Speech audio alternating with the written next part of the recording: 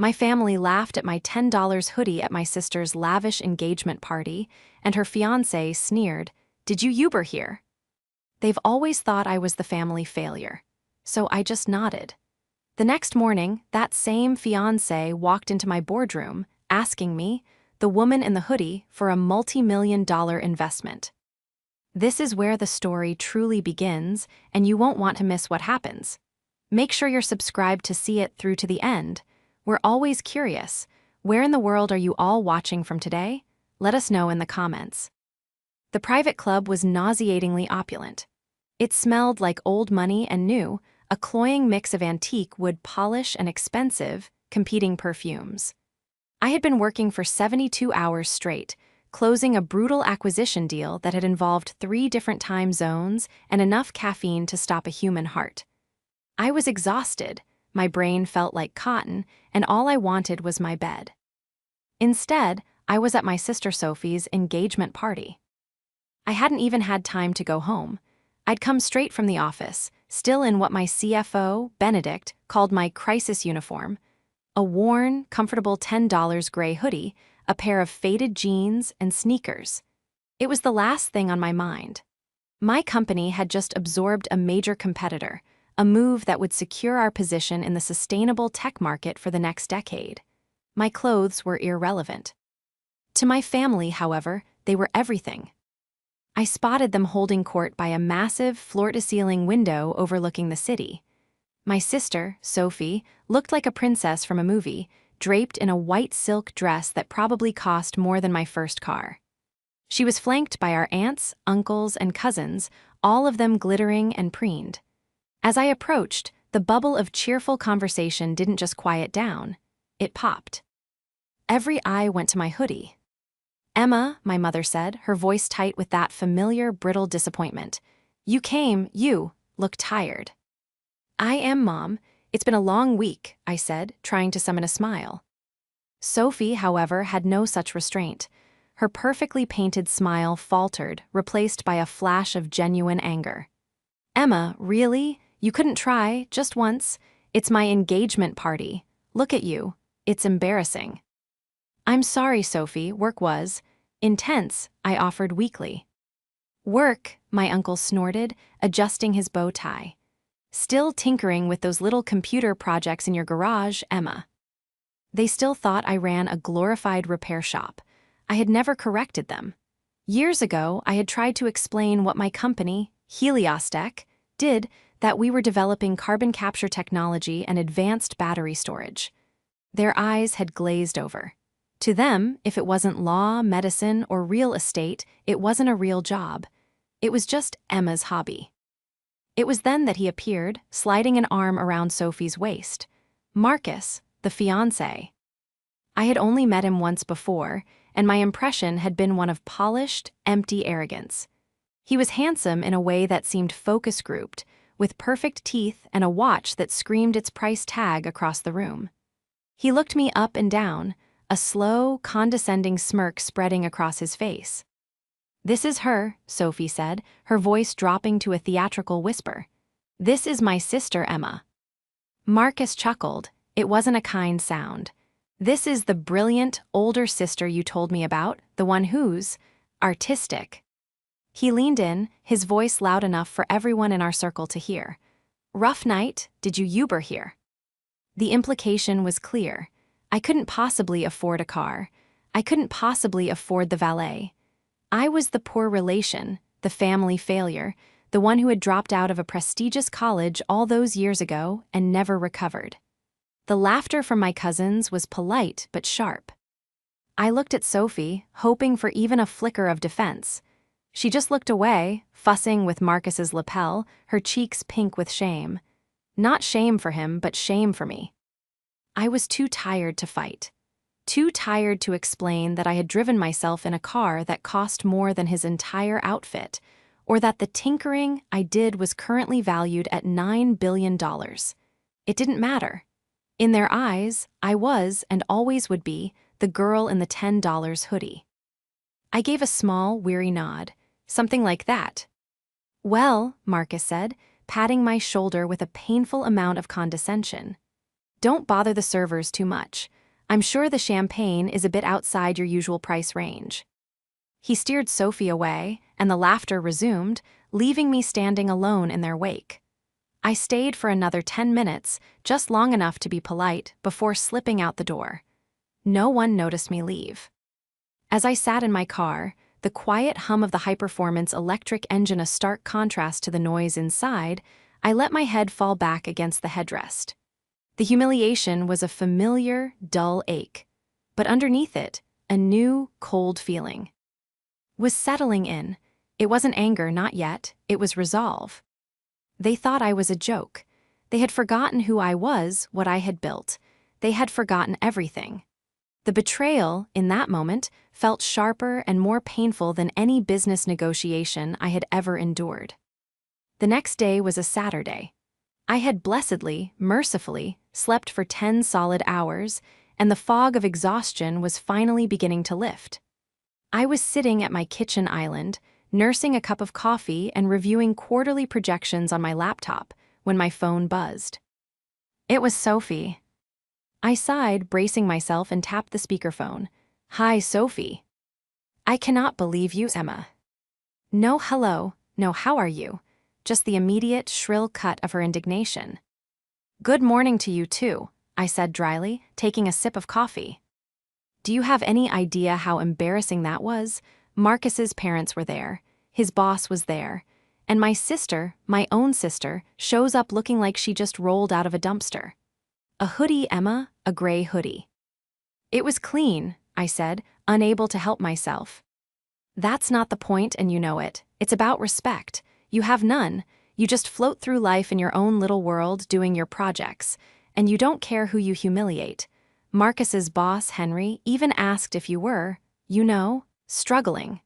He offered to connect me with a charity." I closed my eyes. Henry, I knew that name. Henry Patterson, CEO of Patterson Capital Investments, a shark, a very, very wealthy shark. So that was who Marcus worked for. Interesting. "Sophie, I was working. I barely made it there as it was.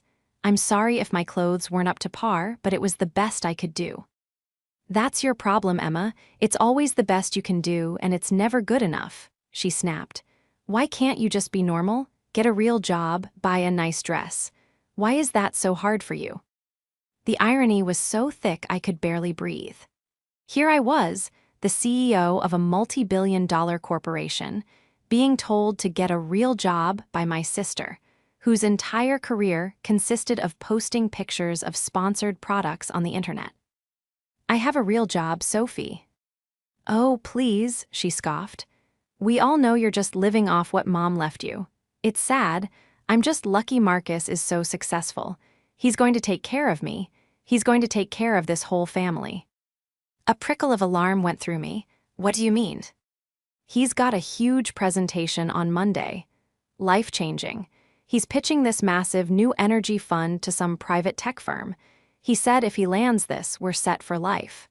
A house in the Hamptons, a new boat, everything. He's brilliant, Emma. He's going to be one of the most powerful men in the city." She gushed, her voice filled with a reverence that made my stomach turn. This new energy fund? My senses were on high alert. "A tech firm?" I asked, keeping my voice casual. "Which one?" "Oh, I don't know, some boring name. Helios something. Who cares? The point is, he's a success. He makes an effort. You should try it sometime.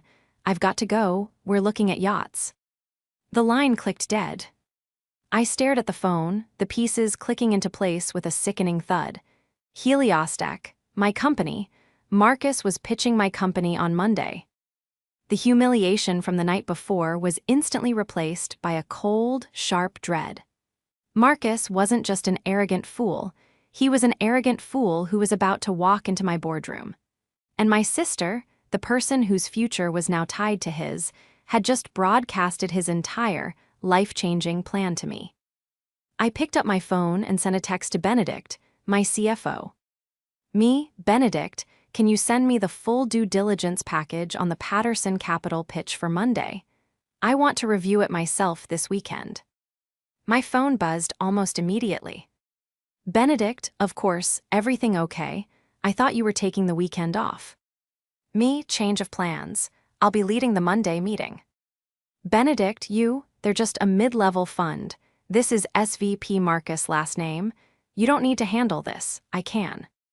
Me, no, I need to handle this one personally.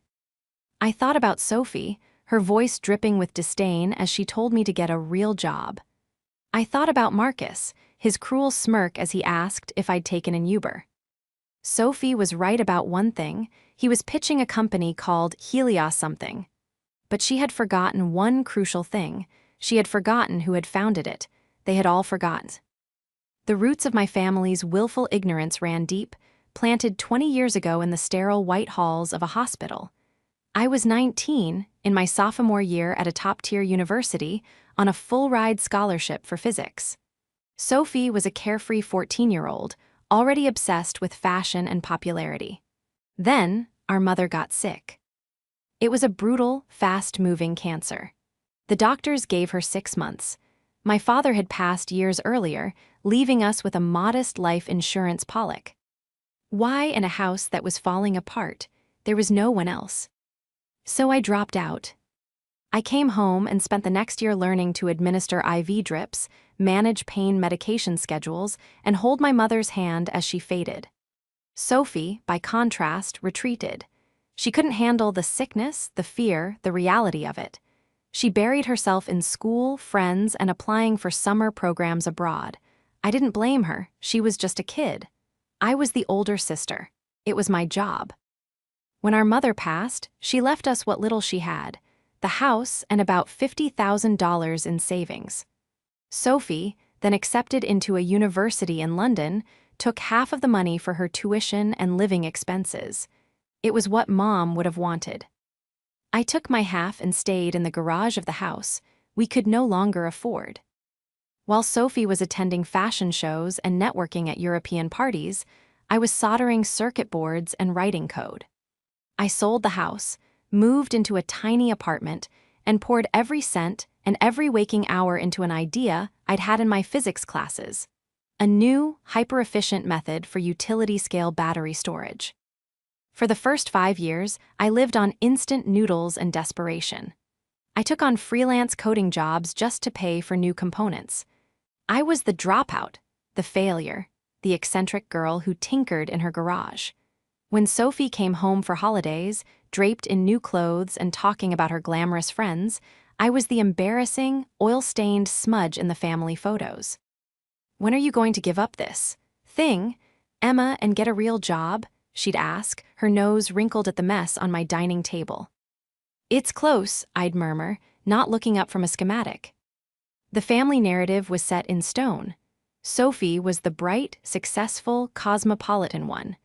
I was the stagnant, sad underachiever stuck in the past, unable to move on from Mom's death.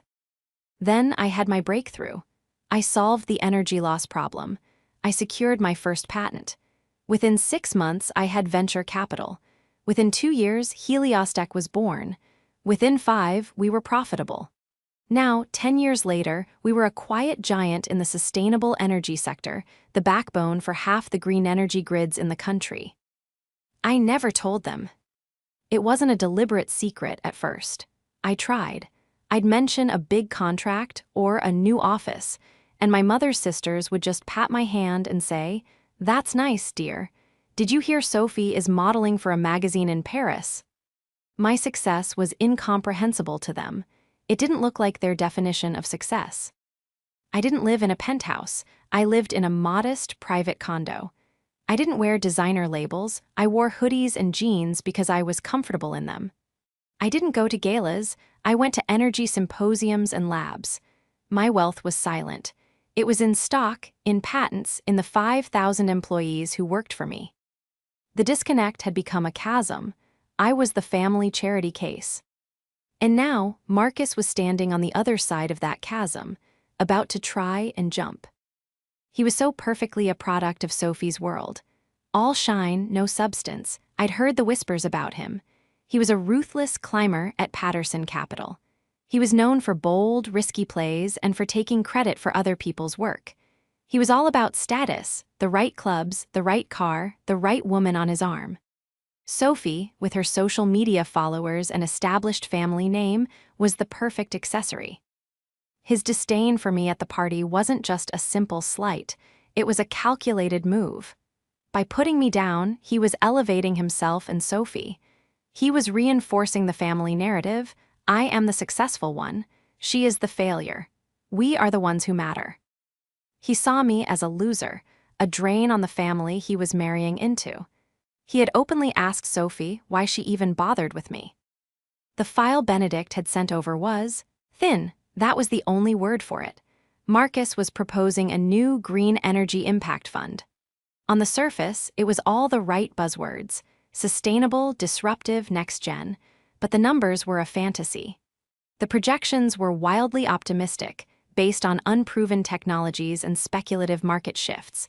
He was promising returns that were, to be blunt, impossible. He wasn't just arrogant, he was sloppy. He was asking Heliostech for a $100 million seed investment. He was asking me for $100 million. He hadn't done his homework, not on the market and certainly not on the company he was pitching. A simple search of our board members, of our executive team, would have shown my name, but he hadn't looked. He, like my family, had seen the hoodie and a quiet woman and assumed nothing. He assumed I was no one. Monday morning arrived with a crisp, cool dawn. I stood in front of the full-length mirror in my bedroom, a place my family had never seen. It was a spacious, minimalist apartment overlooking the city, but from a different, quieter angle than my sister's flashy downtown high-rise. I intentionally bypassed the sharp, tailored power suits I usually wore for major negotiations. Instead, I chose a simple, dark gray cashmere turtleneck, a pair of black tailored trousers, and flat, elegant leather shoes. It was professional, understated, and comfortable. It was me. I wanted him to see me, the woman from the party, before he saw the CEO. When I arrived at the Heliostech campus, a sprawling, beautifully designed set of buildings that looked more like a university than a corporation, Benedict was waiting for me in my office. Benedict, my CFO, was a man of 55, with a brilliant financial mind and a loyalty I trusted more than anyone's. He'd been with me since the garage days. Back when I'd paid him in stock options, we both prayed would one day be worth something. Now, he was one of the wealthiest men in the state, and he still wore tweed jackets and drove a 10-year-old Volvo. "Emma," he said, handing me a coffee, "you look rested, which is terrifying. It means you're about to dismantle someone." I smiled. "Good morning, Benedict. Is the pitch deck queued up in the main boardroom?" "It is, and the rest of the board is joining via video link. They're curious why you're taking this meeting personally." "Let's call it a matter of family interest," I said, taking a sip. "Understood," he said, his eyes twinkling. He knew my family. He'd been there for years of my venting about them. "Henry Patterson is also confirmed to be attending. It seems your Mr. Marcus has brought his own boss to watch him shine." This was even better. Henry Patterson, the CEO of the entire firm.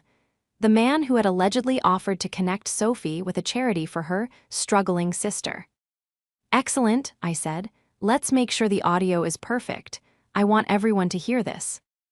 As we walked to the boardroom, my mind shifted. This was no longer personal. Or rather, it was, but I had to channel that personal sting into professional precision. Marcus wasn't just an arrogant fiancé, he was a bad investment. He was walking into my house to ask for my money with a plan built on sand.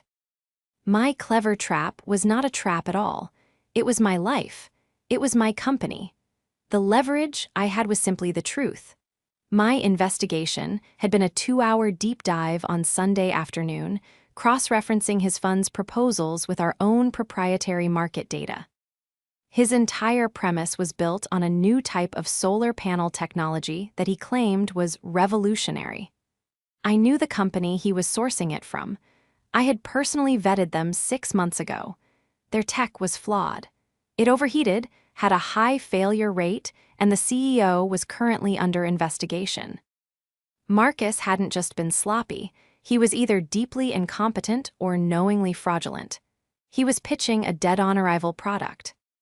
I sat at the head of the long, polished table, my laptop open. Benedict sat to my right. The large screens at the end of the room lit up with the faces of my other board members. "Emma, good to see you," said our lead director. "Surprised to have you on this one." "Just doing my due diligence," I said calmly. "I have a particular interest in this sector." My assistant's voice came over the intercom. "Ms. Evans, the team from Patterson Capital is here." "Send them in, please," I said. The heavy glass door swung open. 3 men walked in, all in identical, slick navy blue suits. 2 were junior analysts, clutching laptops.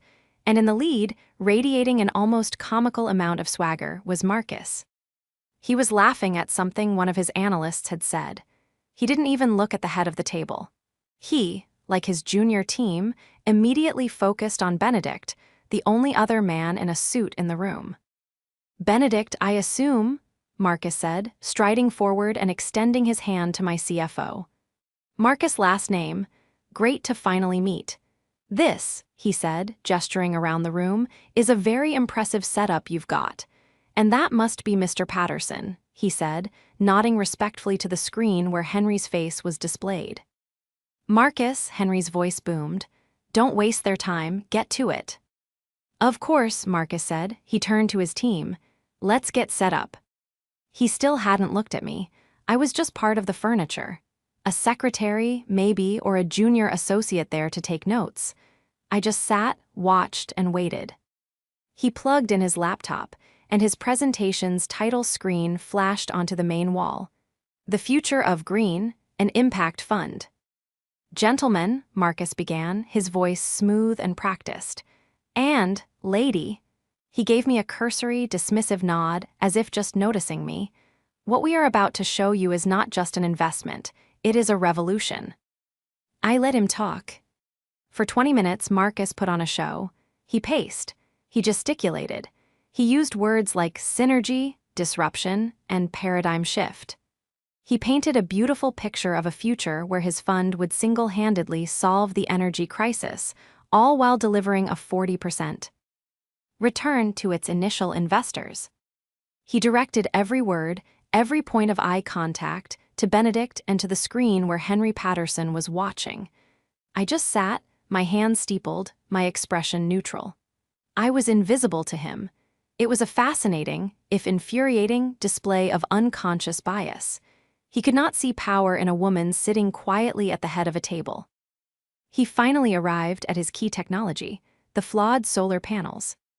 "And this," he said, clicking to a slide with a glossy, computer-generated image of a panel, "is our crown jewel. A new photovoltaic technology from SunSpark Innovations that will render all current models obsolete. It is 50% more efficient, 30% cheaper to produce, and we have secured exclusive rights." He paused for dramatic effect. "Heliostech's investment will be used to scale production and begin global deployment. We are offering you the chance to get in on the ground floor of the single biggest leap in energy since the lithium-ion battery." He finished with a flourish and a confident smile. "Thank you, I'd be happy to answer any questions." A brief silence filled the room. Benedict looked at me. The board members on the screen looked at me. It was time. I unsteepled my fingers and placed my hands flat on the table. "I have a question, Mr. Last Name," I said. My voice, calm and clear, cut through the air. Marcus physically startled. He had clearly forgotten I was there. He turned to me, his expression a mask of annoyed confusion, as if a chair had just spoken. "Yes," he said, drawing the word out, clearly forgetting my name, if he ever even registered it. "You mentioned SunSpark Innovations," I said, my eyes fixed on his. "Can you tell me about their CEO, Thomas Riley?" Marcus blinked. This was not the question he had expected. "Mr. Riley, he's a visionary, a brilliant mind. We're very confident in his leadership." "Are you," I asked, leaning forward slightly, "are you aware that Mr. Riley is currently the subject of a federal investigation for wire fraud and for misrepresenting technology to investors. The color drained from Marcus's face. His smile vanished. That's a baseless rumor, our due diligence. Your due diligence seems to have missed the official filing from the Southern District of New York, I said, tapping my own laptop. I can send it to you, if you'd like. We also ran our own independent analysis of his technology 6 months ago. It doesn't work. The panels have a catastrophic failure rate at temperatures above 95 degrees. Your crown jewel, Mr. Last Name, is a dud. Now, wait a minute, Marcus sputtered, his voice rising in panic. You don't know what you're talking about. Our internal numbers are solid. Your numbers, I said, clicking my mouse, are not just optimistic. They're fictional. Your entire projection is based on a technology that will never be approved for market. You are either profoundly incompetent or you are committing fraud. Which is it? You have no right, he lashed out, his voice cracking. Who even are you? Are you the assistant, the secretary? Where is the actual decision-maker? He turned frantically to Benedict. Are you going to let her sabotage this? Benedict didn't even look at him.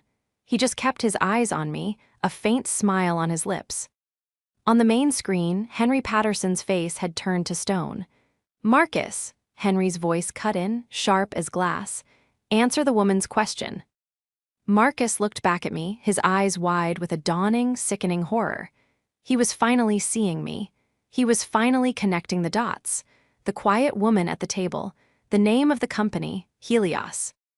You, he whispered, his face shade white. I gave him a small, cold smile.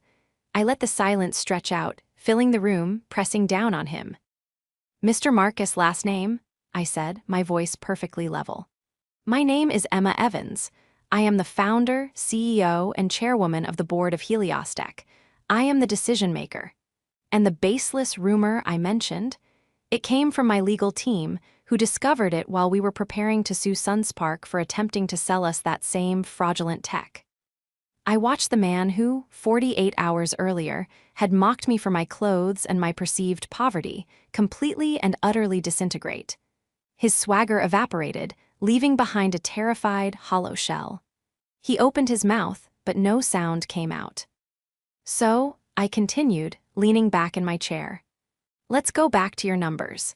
Please, explain to me and to your boss, Mr. Patterson, why you are pitching a multi-million-dollar fund based on a lie. The boardroom, which had moments before been filled with Marcus's booming voice, was now so quiet I could hear the hum of the air conditioning. Marcus was frozen, his face cycling through shades of red and white. He looked like a fish pulled from the water, gulping uselessly for air. The data, he stammered, fumbling with his laptop. There must be a mistake, our team V. Edit this, it was solid. Your team, I asked, raising an eyebrow. Or did you vet it, Marcus? Did you personally fly out and see the tech in action? Did you run the stress tests? Or did you just read their marketing brochure and believe it because you wanted to? He didn't have an answer. He just stared at me, his eyes wide with betrayal, as if I were the one who had tricked him. Emma, Ms. Evans, You didn't, did you? I said, my voice softening into a tone of pure, clinical disappointment. You didn't do the work. You saw a shiny object, you wrapped it in buzzwords, and you brought it here to my company, asking for $100 million. You brought it to your own CEO, Mr. Patterson, and you wasted his time. On the screen, Henry Patterson's face was thunderous. He wasn't just angry, he was mortified. Marcus, Henry barked, is what she's saying true? Sir, it's a misunderstanding. She's biased. Marcus tried, a desperate, pathetic lunge. We know each other. She's my fiancé's sister. She's doing this to get back at me. This was it, the last desperate gasp. I had to give him credit. It was a bold, if idiotic, move. The board members on the screen looked confused, glancing at each other. Benedict just sighed, shaking his head at the man's sheer stupidity. I looked directly at Henry Patterson's image on the screen. You are correct, Mr. Patterson. I do know Marcus. He's engaged to my sister, Sophie. In fact, I saw him just this Saturday at their engagement party. Marcus looked momentarily relieved, as if this admission proved his point. He didn't know me at all. I continued. At that party, Marcus and my family, who believe I am an unemployed failure, mocked my $10 hoodie. He asked me, with a great deal of condescension, if I had taken an Uber to the event. He assumed I was poor, unimportant, and invisible. I let that hang in the air. He didn't do his homework on Sunspark, and he didn't do his homework on the company he was pitching. If he had, he would have known that the struggling sister, the family failure, was the one person he needed to impress. He didn't. He chose to mock her instead. I turned my gaze back to Marcus. Your personal behavior, Marcus, is frankly appalling, but I don't care about that. I'm not rejecting this proposal because you were rude to me at a party. I'm rejecting it because it's a house of cards. You are either a fool or a liar, and frankly, we don't invest in either. The two junior analysts behind Marcus looked like they wanted to crawl under the table and disappear. Marcus' last name? Henry's voice was a roar. You brought me into a meeting with Emma Evans to pitch her a fraudulent solar panel, and you spent the weekend insulting her. The full, catastrophic, career-ending weight of his mistake finally landed on Marcus. He actually swayed on his feet, grabbing the table for support. Sir, I didn't know. I had no idea. Sophie never said. It's not her job to tell you, you idiot, Henry bellowed. It's your job to know who you're pitching. It's your job to do the research. You didn't just fail, you've embarrassed this entire firm. We're done here. The screen with Henry's face went black. The other board members followed suit, their screens winking out one by one, each with a curt, "Thank you, Emma." Finally, it was just me, Benedict, and the Patterson Capital team in the room. Marcus, I said, my voice quiet again, the meeting is over. He stared at me, his face a ruin of sweat and terror. He didn't move. Get out, Benedict said, his voice low and firm. The two junior analysts scrambled to grab their laptops, not even looking at their boss. They fled the room. Marcus stood there for another second, his mouth opening and closing before he seemed to deflate. He turned, his expensive suit looking suddenly cheap and oversized, and stumbled out of the boardroom, not even taking his presentation laptop with him. The door clicked shut, and the room was silent. Benedict let out a long, slow whistle. Well, that was efficient. I closed my laptop. It was necessary. He's finished, Benedict said, standing up. Henry Patterson will have his resignation on the desk before lunch. He won't just fire him, he'll blackball him. You don't embarrass a man like Henry and survive. I nodded, feeling not triumph, but a deep, profound weariness. The professional part was over. Now came the personal. My phone was already buzzing on the table. It was Sophie, of course it was. I let the phone buzz, once, twice, 3 times. I took a deep breath, stood up, and walked over to the floor-to-ceiling windows of the boardroom, looking out over the campus I had built. My campus, my company, my life. The buzzing finally stopped, then immediately started again. She was frantic. Marcus must have called her from the elevator, or the lobby, or the curb. I picked up, "Hello, Sophie." "What did you do?" The shriek was so loud, I had to pull the phone away from my ear.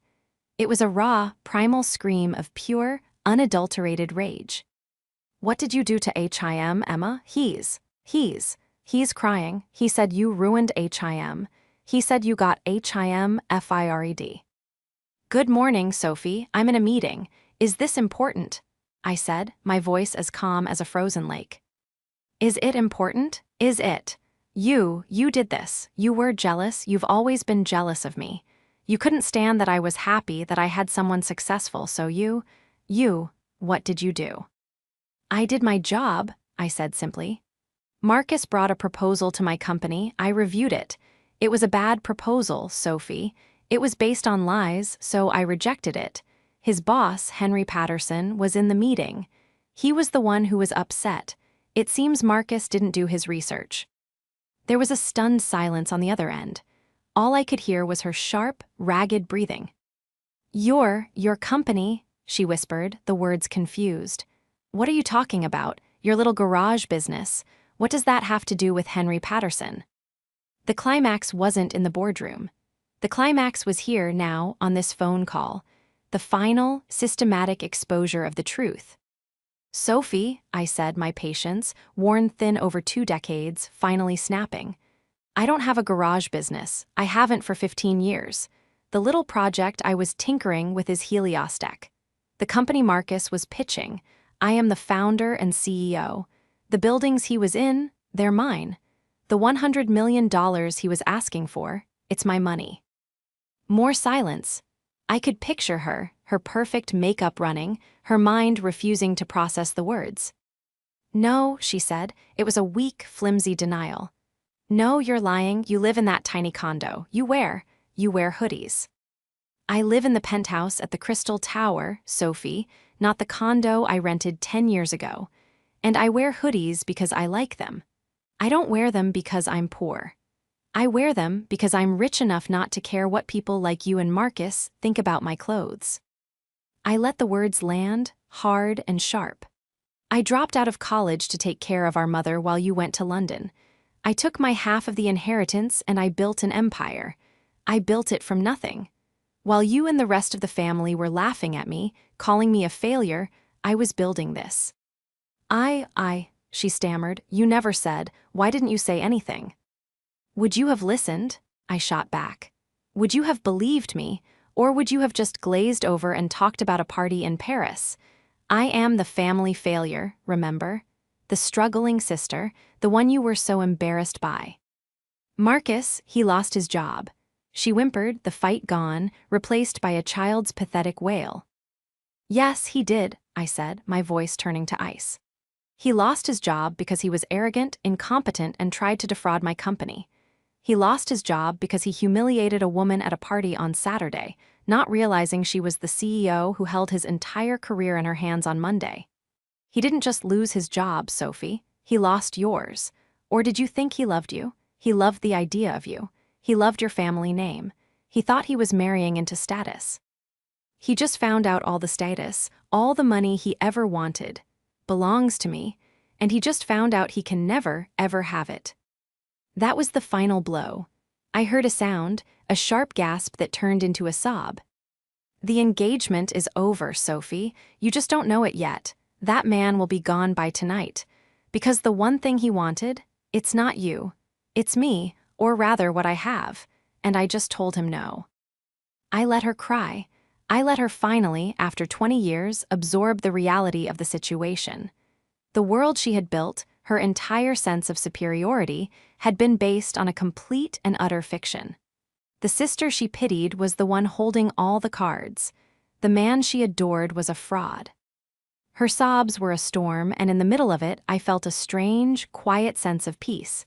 It wasn't triumph. It was just validation. The truth was finally out.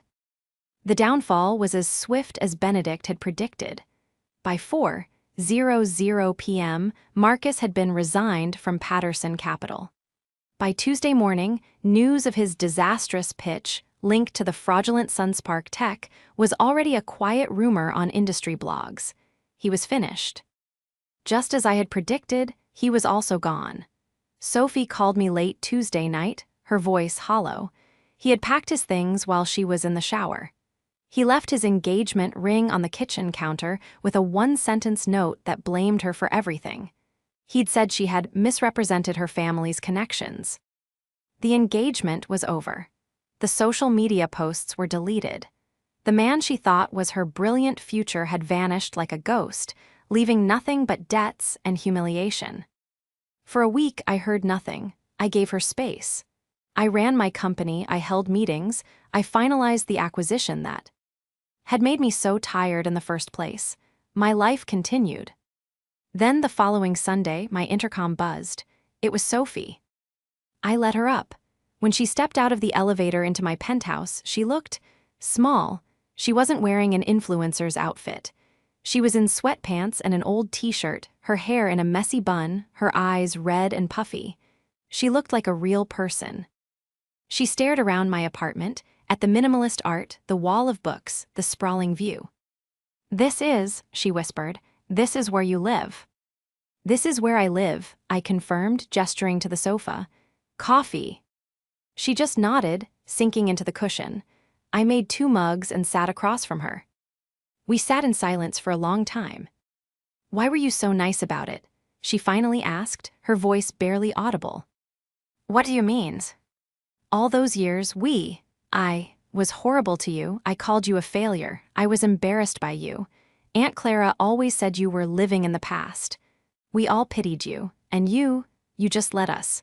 Why didn't you ever throw it in our faces?" I thought about that.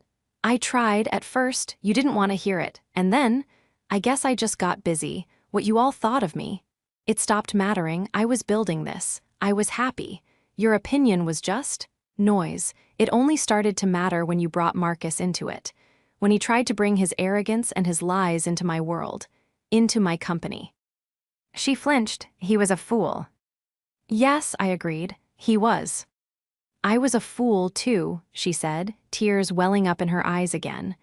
"I was so obsessed with the look of success. The parties, the clothes, the status, I thought you had none of it, and it turns out, you had all of it. You just didn't feel the need to show it off." "Success looks different for everyone, Sophie," I said gently. "Mine is just quieter." She looked at me, a deep, painful understanding dawning in her eyes. "You were taking care of Mom, while I was running away. I was in London and you were here, holding her hand. You gave up everything." "No," I said, shaking my head. "I didn't. I gave up that path, and it led me to this one. I don't regret it, Sophie. I wish I hadn't lost my sister in the process." That broke her. She put her face in her hands and truly wept, not with the rage of her fiancé leaving, but with the grief of 20 years of lost time, of jealousy and misunderstanding. I moved to the couch and sat next to her, putting my arm around her shoulder. She leaned into me, just like she used to when she was a little girl, and cried. It wasn't a perfect fix. It was the beginning. It was the first, tentative, healing conversation. Sophie eventually got a real job, working in marketing not for me, but for a nonprofit. She sold her flashy condo and moved into a smaller, more normal apartment. Our aunts and uncles still don't quite understand what I do, but they've stopped calling me a failure. They're mostly just confused. As for me, I am at peace. My vindication didn't come from destroying Marcus's career. That was just a business decision. It came from this. From sitting on my couch in my hoodie with my sister finally being seen.